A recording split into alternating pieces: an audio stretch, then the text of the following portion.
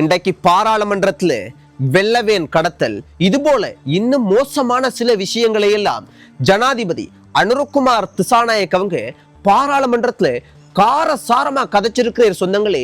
இந்த விஷயத்தை நான் உங்களுக்கு தெளிவா சொல்றேன். அதை விட ஒரு முக்கியமான ஒரு துன்பமான கவலையான விஷயம் ஒன்று யாழ்ப்பாணத்துல நடந்திருக்கு.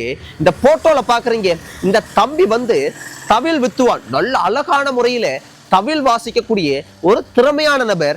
ஆனா இந்த தம்பி இன்றைக்கு ஒரு தவறான முடிவெடுத்து உயிரிழந்துட்டு. இது சம்பந்தப்பட்ட சில விஷயங்கள் எனக்கு கிடைச்சிருக்கு.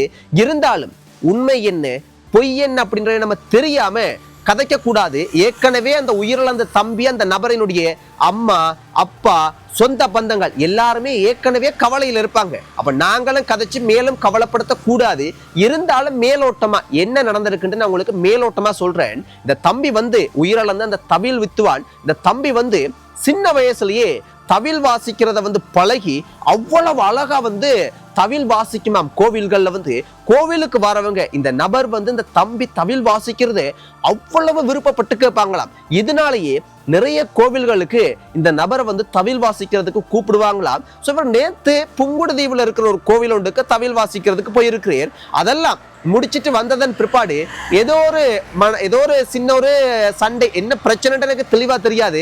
இருந்தாலும் ஏதோ ஒரு சின்ன சண்டை உண்டு, சின்ன வாய்த்தக்கம் உண்டு, ஏதோ ஒன்று நடந்திருக்குது போல இருக்குது.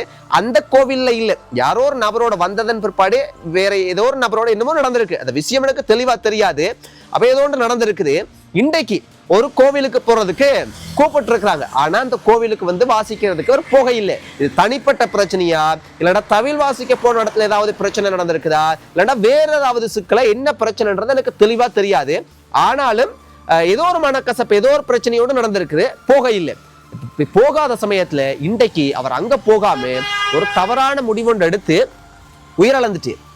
யோசிச்சு பாருங்க. இப்ப நிறைய இந்த மாதிரியான தவறான முடிவுகள் எடுக்கக்கூடிய நிறைய விஷயங்கள் நாங்க பாக்குறோம். சொந்தங்களே, ரொம்ப ரொம்ப கவனமாக இருங்க. நாங்க வாழ போறது எப்படியுமே ஒரு கொஞ்ச காலம் தான். அந்த பூமியில நானோ நீங்களோ யாருமே நிரந்தரமா வாழ முடியாது. நிரந்தரமா நாங்க நினைச்சா கூட வாழ முடியாது. அதனால இருக்கிற கொஞ்ச காலத்தை நாங்க தப்பான முடிவுகள் எடுக்காம நாங்க உயிரோடு இருக்கிற வரைக்கும் சந்தோஷமா மகிழ்ச்சியா வாழ்றதுக்கு முயற்சி செய்வோம். நாங்களே எங்களோட வாழ்க்கையை முடிச்சு கொள்றதுக்கு முயற்சி செய்யக்கூடாது. அதனால திறமையான ஒரு போய் ஒருத்தராம். இவ்வளவு திறமைகள் சின்ன வயசுலயே பழகி இப்போ ஒரு குறிப்பிட்ட வயசுக்கு வந்திருக்கிறீங்க. எவ்வளவு எதிர்காலம் ஒன்று இருக்குவன. அப்ப ஏன் இந்த மாதிரியான விஷயத்தை எடுக்கிறீங்க? சின்ன சின்ன விஷயமா இருந்தா கூட தாங்கி கொள்ற பக்குவங்கள் இப்ப இருக்கக்கூடிய சமுதாயத்துல நிறைய பேருக்கு இல்லாம இருக்கிறத யோசிக்கும் போது கவலையா இருக்குது. அதனால இந்த மாதிரியான விஷயங்களை எல்லாம் தவிர்த்து கொள்ளுங்க. அதை என்னால சொல்ல முடியும். இப்ப ஜனாதிபதி இன்றைக்கு பாராளுமன்றத்துல கதைச்ச விஷயத்துக்கு வருவோம். என்ன கதைச்சிருக்கிறேன் சொந்தங்களே, முக்கியமா அவர் கதைச்சதை நான் உங்களுக்கு சொல்லி போட்டு எல்லாத்தையும் நான் உங்களுக்கு விளக்கமா சொல்றேன். ஒன்று, இந்த வெள்ளவேன் கடத்தல் இருக்கு. இந்த வெள்ளவேன் கடத்தல் சம்பந்தப்பட்ட விஷயம் கழிச்சிருக்காரு. அடுத்து இந்த உயிர்த்த ஞாயிறு குண்டு தாக்குதல் இருக்கு. அந்த குண்டு தாக்குதல் சம்பந்தப்பட்ட விஷயம் கழிச்சிருக்காரு. அதே போல போதைப் பொருள் சம்பந்தப்பட்ட விஷயம் கழிச்சிருக்காரு. பசில் ராஜபக்ச அங்க அமெரிக்காவில் ஒளிஞ்சிருக்கிறார், அவரை நாங்க கைது செய்வோம்ன்ற கழிச்சிருக்கிறார். அதே போல பயங்கரவாத தடை சட்டம் இருக்கு. பயங்கரவாத தடை சட்டம் அது சில மாதங்கள்ல இந்த வருஷம் முடிகிறதுக்குள்ள இல்லாமாக்குவோம். அந்த விஷயத்தை கதைச்சிருக்கு. முக்கியமா கதைச்சது இதுக்குதான். இதை நான் தெளிவா சொல்றேன். அவர் கதைச்சே நான் உங்களுக்கு தெளிவா சொல்றேன். என்னண்டா, வெள்ளவேன்ல எல்லாம் கடத்தின எல்லாம் தெரியும் தானே, எத்தனை பேரை கொலை செய்திருக்கிறாங்க, என்னென்னலாம் நடந்திருக்கு. அப்ப இது சம்பந்தப்பட்டதெல்லாம் ஒரு நல்ல விஷயமா, இவ்வளவு மோசமானது. அப்ப இதுக்கு பின்னுக்கு இருக்கிற குற்றவாளிகளை நாங்க அம்பலப்படுத்த கூடாதா? அவங்களுக்கு தண்டனையை பெற்றுக் கொடுக்க கூடாதா? இது ஒரு நாட்டுக்கு ஒரு துரோகம் செய்யற விஷயமா? இல்லையே, இது ஒரு நல்ல விஷயமே. இது போல அவர் சொல்ல வர்ற விஷயத்தை நான் உங்களுக்கு விளங்கப்படுத்துறேன்னா, அடுத்தது இந்த போதைப் பொருள் சம்பந்தப்பட்ட பாதாள குழுக்கள் இப்படியான எக்கச்சக்கமான விஷயங்களை நாங்க இதுவரைக்கும் எத்தனை போதைப் பொருள், ஹெரோயின் எவ்வளோ, ஐஸ் எவ்வளோ, போதை மாத்திரை எவ்வளோ, இவ்வளவு பிடிச்சிருக்கிறோம்ன்ற தரவுகளின் படி இவ்வளவு விஷயத்தை நாங்க செஞ்சிருக்கிறோம். சோ இதுகளை நாங்க ஒழிக்கணும், லஞ்சத்தை ஒழிக்கணும், ஊழல் ஒழிக்கணும், இந்த போதைப் பொருள் ஒழிக்கணும் நாங்க போராடுறோம். ஆனா எதிர்கட்சியில் உள்ளவங்க செய்யறதெல்லாம் பார்க்கும்போது அவங்க இந்த ஊழல், லஞ்சம், போதைப் பொருள் ஒழிக்கிற இந்த அரசாங்கத்தில் இருக்கக்கூடிய இந்த முக்கியமான அந்த அதிகாரிகள் எதிர்கட்சிக்கு எதிரியாக மாறி இருக்கிறாங்க. அப்ப அவர் என்ன சொல்ல வாருன்னா, எதிர்கட்சி அவங்க இதுக்குள்ள ஈடுபடுறாங்க. அதனால இதெல்லாம் ஒழிக்கும் போது அவங்களுக்கு பிடிக்க மாட்டேங்குது, விருப்பம் இல்லாம இருக்குது. அது போல ஜனாதிபதி சொல்றதுக்கு முயற்சி செய்கிறேன்.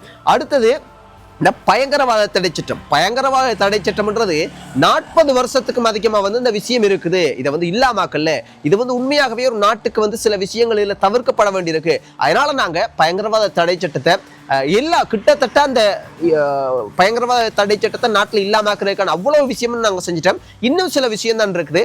உயர்மட்டத்தில் இது கலந்து ஆலோசிக்கப்பட்டு கொண்டிருக்குது. நாங்க இன்னும் சில மாசத்துல பயங்கரவாத தடை சட்டத்தை இல்லாமக்கிருவோம் என்ற ஒரு விஷயத்தை அவர் சொல்லியிருக்கு.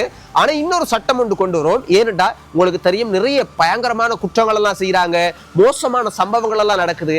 அவர்களை எப்படி நாங்க கையாளுறது, எப்படி அவங்களுக்கான அந்த குற்றங்கள் வந்து நிரூபிக்கப்பட்டு அவங்களுக்கு எப்படி தண்டனையை பெற்றுக் கொடுக்கிறது, எப்படி விசாரிக்கிறது? அதனால பயங்கரவாத தடை சட்டம் போல் இருக்காது, இது வேறு சட்டம். ஆனா மோசமான குற்றங்களை செய்யக்கூடிய குற்றவாளிகளை வந்து கட்டுப்படுத்துறதுக்காக இந்த சட்டங்கள் வந்து உருவாக்கப்படும் என்ற மாதிரி அவர் ஒரு விஷயத்தை வந்து விளங்கப்படுத்துறார். அடுத்த நட சொந்தங்களே, உங்களுக்கு தெரியும் பசில் ராஜபக்ச அவங்கள ஒரு தடவைக்கு 2 தடவை கைது செய்ய சொல்லி நீதிமன்றம் உத்தரவு பிறப்பிச்சிருச்சு. ஆனாலும் அவர் நாட்டுக்கு வராம அமெரிக்காவில் ஒளிஞ்சிருக்கு. நாங்க அமெரிக்காவிலேயே ஒளிஞ்சிருந்தாலும் அவருக்கு சிவப்பு எச்சரிக்கையும் விடுக்கப்பட்டிருக்குது. அவரை இன்னும் சில நாட்கள்ல, சில மாசத்துக்குள்ள நாங்க கைது செய்வோம், அவரை நாட்டுக்கு கொண்டு வருவோம், நாட்டுக்கு கொண்டு வந்து கைது செய்வோம்.